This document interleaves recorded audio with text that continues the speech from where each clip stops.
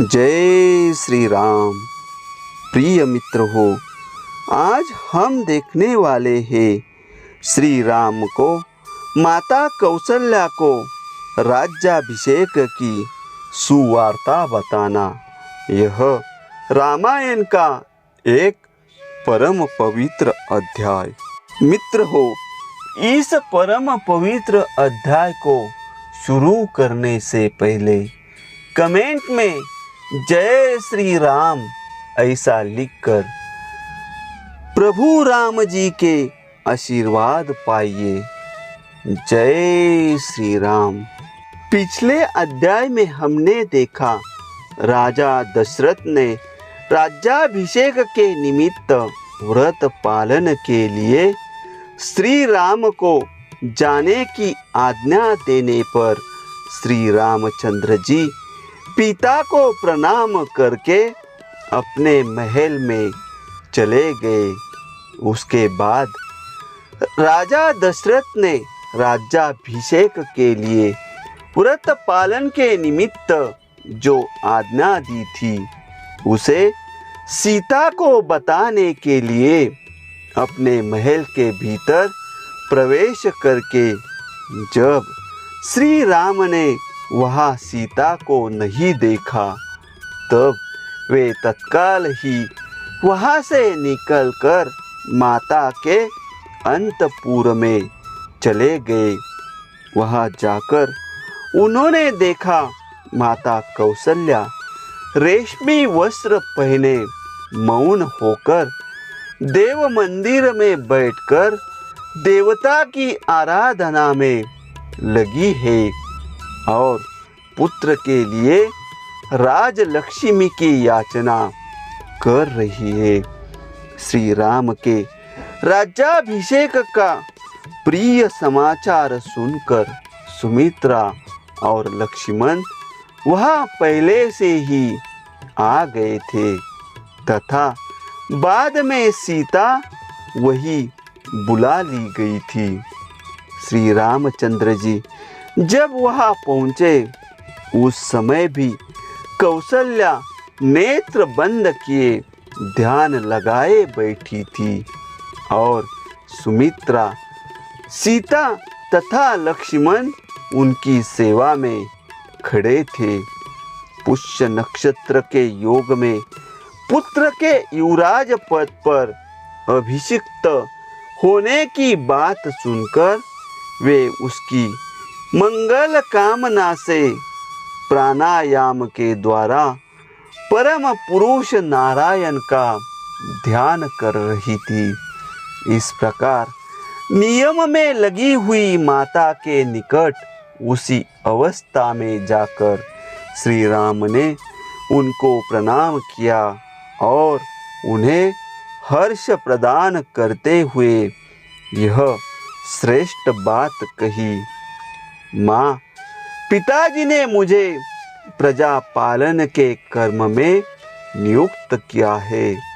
कल मेरा अभिषेक होगा। जैसा कि मेरे लिए पिताजी का आदेश है उसके अनुसार सीता को भी मेरे साथ इस रात में उपवास करना होगा।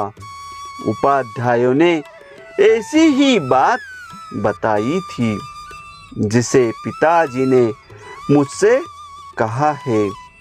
अतः काल होने वाले अभिषेक के निमित्त से आज मेरे और सीता के लिए जो जो मंगल कार्य आवश्यक हो वे सब कराओ। चिरकाल से माता के हृदय में जिस बात की अभिलाषा थी उसकी पूर्ति को सूचित करने वाली यह बात सुनकर माता कौशल्या ने आनंद के आंसू बहाते हुए गद्य कंठ से इस प्रकार कहा, बेटा श्री राम चिरंजीवी हो। तुम्हारे मार्ग में विघ्न डालने वाले शत्रु नष्ट हो जाए। तुम राजलक्ष्मी से युक्त होकर मेरे और सुमित्रा के बंधु बांधवों को आनंदित करो। बेटा, तुम मेरे द्वारा किसी मंगलमय नक्षत्र में उत्पन्न हुए थे, जिससे तुमने अपने गुणों द्वारा पिता दशरथ को प्रसन्न कर लिया।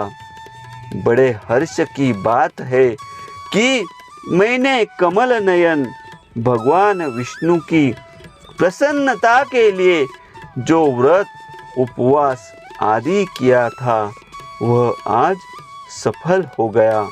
बेटा, उसी के फल से यह इक्ष्वाकु कुल की राजलक्ष्मी तुम्हें प्राप्त होने वाली है। माता के ऐसा कहने पर श्री राम ने विनीत भाव से हाथ जोड़कर खड़े हुए अपने भाई लक्ष्मण की ओर देखकर मुस्कुराते हुए से कहा, लक्ष्मण, तुम मेरे साथ इस पृथ्वी के राज्य का शासन पालन करो। तुम मेरे द्वितीय अंतरात्मा हो। यह राजलक्ष्मी तुम्ही को प्राप्त हो रही है। सुमित्रा नंदन, तुम अभीष्ट भोगों और राज्य के श्रेष्ठ फलों का उपभोग करो।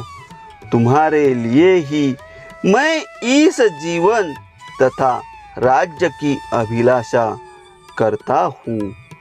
लक्ष्मण से ऐसा कहकर श्री राम ने दोनों माताओं को प्रणाम किया और सीता को भी साथ चलने की आज्ञा दिलाकर वे उनके लिए हुए अपने महल में चले गए। इस प्रकार रामायण का यह परम पवित्र अध्याय संपन्न हुआ। मित्र हो, अगला पवित्र अध्याय सुनने के लिए चैनल को सब्सक्राइब कीजिए और प्रभु श्री राम के आशीर्वाद पाने के लिए कमेंट में लिखिए, जय श्री राम।